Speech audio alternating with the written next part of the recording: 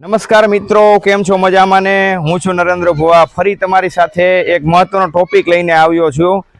આ ટોપિક મારો આ વિડીયો આખો જોજો. મોટા ભાગના લોકો આ મુદ્દા ઉપર ભૂલ કરતા હોય છે અને પર્યાવરણને ગંભીર નુકસાન પહોંચાડતા હોય છે. તો તમે પણ આ વિડીયો છેક સુધી જોજો, જેથી કરીને આપણા પર્યાવરણ અને આપણી પ્રકૃતિને નુકસાન ના થાય. વાત કંઈક એવી છે, અત્યારે હાલ ભારત વર્ષની અંદર આપણી ભારત ભૂમિ ઉપર પાનખરની ઋતુ ચાલી રહી છે. પાનખર એટલે કે મોટા ભાગના વૃક્ષો ઉપરથી પાંદનું ખરું, એને પાનખર ઋતુ કહે છે. ભારત દેશની અંદર જનરલી પાનખર ઋતુ જાન્યુઆરી મહિનાથી ચાલુ થાય છે અને માર્ચના એન્ડ સુધી હોય છે. અત્યારે હાલ ફેબ્રુઆરી મહિનાનો એન્ડ ચાલી રહ્યો છે. તો હરેક જગ્યાએ, હરેક શાળાની અંદર મોટા ભાગે વૃક્ષના પાંદ ખરતા હોય છે. તેનો દરેક શાળા 3 રીતે નિકાલ કરતી હોય છે. કાં એને બહાર ફેંકી દેતા હોય છે, બીજો નિકાલમાં એવું હોય કે એને સળગાવી નાખતા હોય છે, અને ઘણા મિત્રો સારી રીતે એનો સદુપયોગ બી કરતા હોય છે. કોઈ જગ્યાએ નાખી દેતા અને ગામ લોકો ત્યાં પાંદડા લઈ જાય એનું ખાતર તરીકે ઉપયોગ કરતા હોય. જો ત્રીજી રીત કરતા હોય તો તે સૌથી બેસ્ટ રીત છે.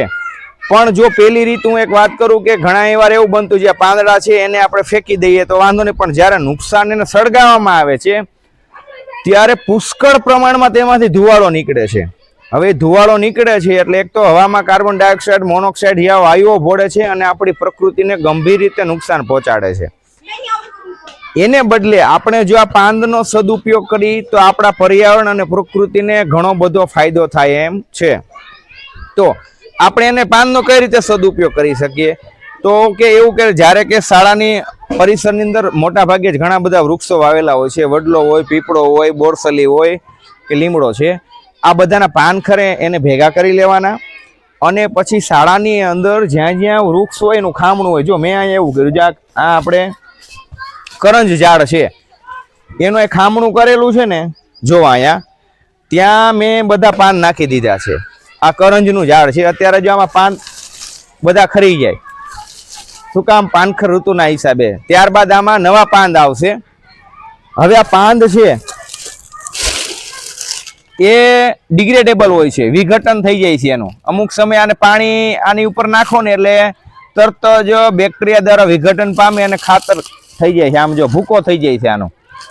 હું ગયા વર્ષની જ આ મેદાનની જ વાત કરું. મેં ગયા વર્ષે મારી શાળામાં પુષ્કળ પ્રમાણમાં લીમડાના અન્ય વૃક્ષોના પાંદડા હતા. એ બધા પાંદડા મેં ભેગા કર્યા અને તેને સળગાવવાના બદલે આ મેદાનમાં જ નાખ્યા. હા, ઘણીવાર એવું બનતા નાખો એટલે નકરા પાન દેખાય એટલે કોઈને એમ થવો બહુ ગંધારું છે, ખરાબ છે, પણ એવું કાંઈ ના હોય. આ ખાતરનું કામ કરે છે. તો એને આપણે સળગાવવાને બદલે આ પ્રવૃત્તિ કરીએ તો સૌથી બેસ્ટ જ છે. હું 3-4 વર્ષથી નહીં પણ 5 વર્ષથી આ પ્રવૃત્તિ કરું છું. ગયા વખતે જો આ લીમડો અને એના મેં નાખેલા જે ખાતર બની ગયું, જેમાં ભળી ગયું, નાખ્યું હતું ને ત્યારે આની જેમ જ હતું, આખાઈમાં હતું, પણ અત્યારે જો આ ભળી ગયું, દેખાતું બી નથી. આવતા વર્ષે આ જગ્યા ઉપર આખી જગ્યા તમે જોઈ લો મિત્રો, ત્યાં અમારે ગુલાબ વાવવાનું છે અને શક્તિવન બનાવવાનું છે. આ ગુલાબનું આખું પરિસર બનવાનું છે.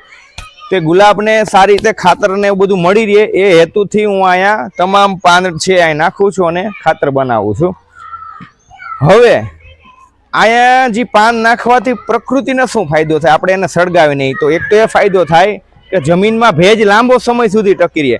સૂર્યના ડાયરેક્ટ કિરણો છે એ જો આની ઉપર પાંદ ના હોય તો એમને પડે અને બાષ્પીભવન પાણીનું જલ્દી થાય.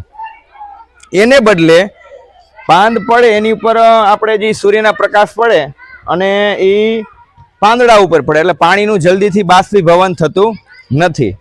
એના હિસાબે લાંબો સમય સુધી ભેજ ટકી રહે છે અને આપણે વૃક્ષને વારંવાર પાણી પાવું પડતું નથી. આ એનો એક મેઇન બેનિફિટ છે. તો મારા તમામ મિત્રોને વિનંતી છે મારા તમામ મિત્રોને કે તમે પણ આવો કચરો આમાં જે પાન છે સળગાવતા નહીં. અને મેં જે શાળામાં બીજી એક જગ્યાએ જે આ જ પ્રકારનો સેમ પ્રયોગ કર્યો એના વિશે હું તમને બતાવું છું. ગયા વર્ષે થોડાક સમય પહેલા જ, મતલબ મેં જો આની અંદર આ બોરસલીના પાન જે ખરે ને આમાં નીચે જ નાખી દઉં છું અને બીજા આજુબાજુના વૃક્ષનો કચરો જે પાન છે આમાં જ નહીં ખાતા. આનું વિઘટન થઈ ગયું છે આખું અને હજી જો પાન છે આમ ના હોય. આ 4 બોરસલી તમે જો આ ટૂંકા ગાળાની અંદર આનો બહુ મોટો ડેવલપ થયો. એક તો એને વધુ માત્રામાં પાણી આપો અને આ પાન નાખી ગયો એટલે ખાતર હે ને એને મળશે અને વધુ માત્રામાં ઝડપથી આનો વિકાસ થશે. જો મેં અહીં નાખેલું છે ગયા વખતનું, આની અંદર ખાતર થઈ ગયું છે આખા.